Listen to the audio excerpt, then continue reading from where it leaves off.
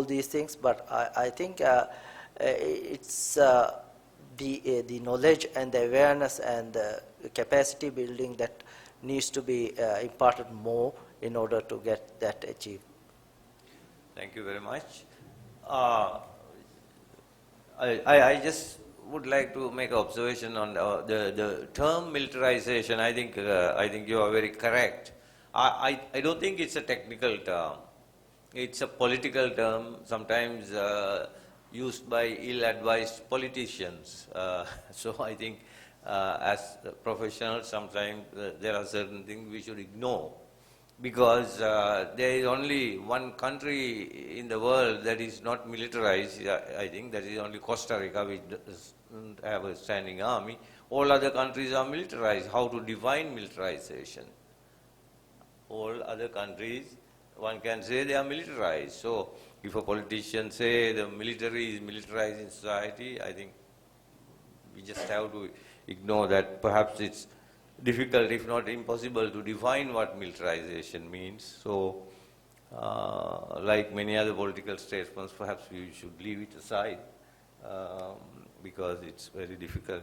Any further questions? So at the same time, why have we not been able to negate the fact that when it comes to the extremist politicians, that the military service that we engage or the activities that we are doing, it is not the, they say that it is not the military role to play. But when it comes to military, as per the presentations that we have been hearing previously, it is very well explained that what effective, how effective the military if it is involved in.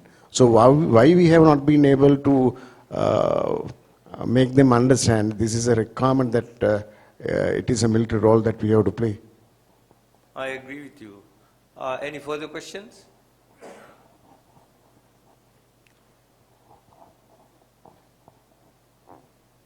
We have more time for a few more questions, if you are not tired. General Pires, please, microphone.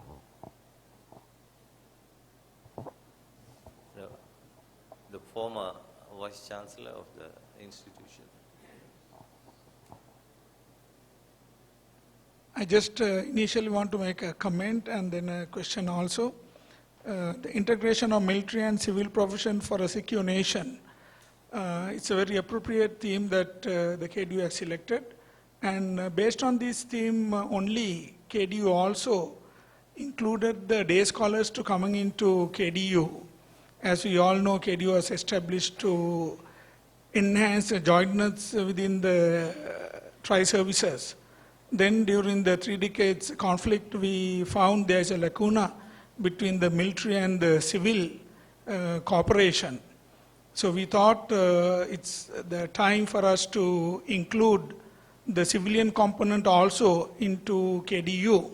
So it was a very appropriate theme that KDU has selected. I would like Senior Colonel Lee to explain further on what are the strategies that you all have adopted in China to enhance civil military integration and cooperation. Okay, thank you for the question. Actually, I do research on such strategy, security, and international politics. I'm not quite an expert on the integration, but I will try my best. In China, we Chinese always tend to be modest, so I should say that we still is at a very primary level or stage of the integration, and there are a lot of problems existing. But in history, up to the 1980s, we are still having many problems. The military, they have a separate system, like what I introduced in my speech. They do everything themselves, logistics and education and weaponry development and others. But later we realized that there is a problem, that a separate system is redundant and is wasteful for national resources, and we cannot carry on. So we have to integrate more civilian sectors into the military part to contribute to the defense capability building. So we started the process, but it's really very difficult to carry on because the military have their own interests and the civilian part have their own interest. And usually the two parts consider only their own interest and they are not likely to consider what the other side wants. In these few years, our leaders, after President Xi Jinping came into power, he paid more attention and put more emphasis on the integration. Recently, now we are having a reform in the PLA. It's a very complete reform of the structure and everything. And he set up a new bureau directly under the Central Military Commission to be responsible for the integration of the military and the civilian parts. It's not a large bureau. There are only about scores of persons there up to now.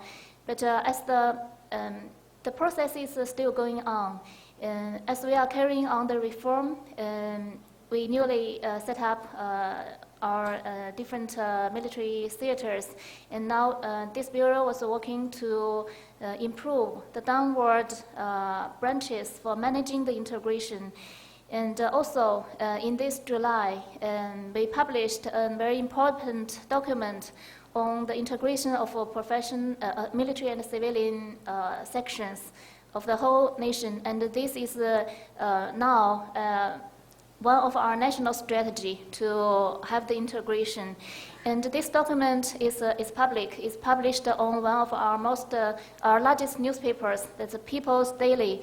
It's very much detailed. It has several parts. In the first part, it summarized our achievements in the integration and also the shortcomings, what we should do to improve, and set up our targets, our missions, what measures to take. So it's a very comprehensive, and there are many concrete measures.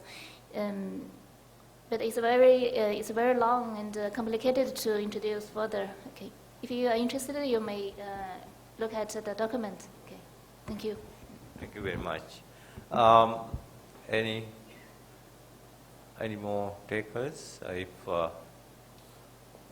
If you are not, Professor, you would like to say something, please? Yes. Yeah, this I would say as my closing remark. Having been in the military, having served the military for more than 20 years and in the academic for 20 years, and having observed the development of civil-military relations in my country and other neighboring countries, I would say the biggest stumbling block to good civil-military relation is actually our own mindset. I was in the military, and I think our own military mindset, we have to change that. It's going to be very difficult, it's going to be very painful. I was in the military for 25 years. I was involved in the fighting of insurgency along Malaysia-Thai border as well as along Indonesian border. I know how difficult life was as a soldier. But we have to understand that a country has to move on. We may have been responsible in restoring security and stability of the country. We may have been responsible in getting the country's independence from the colonial powers. Our job is done. Our job is done. We'll have to understand that.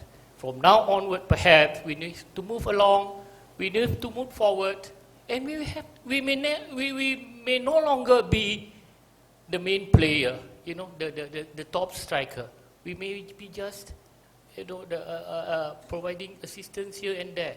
But if you are willing to accept that role, we are willing to accept the role that we are just part of the team and our role changes according to the situation, I think the stumbling block to a good civil-military relation can be removed.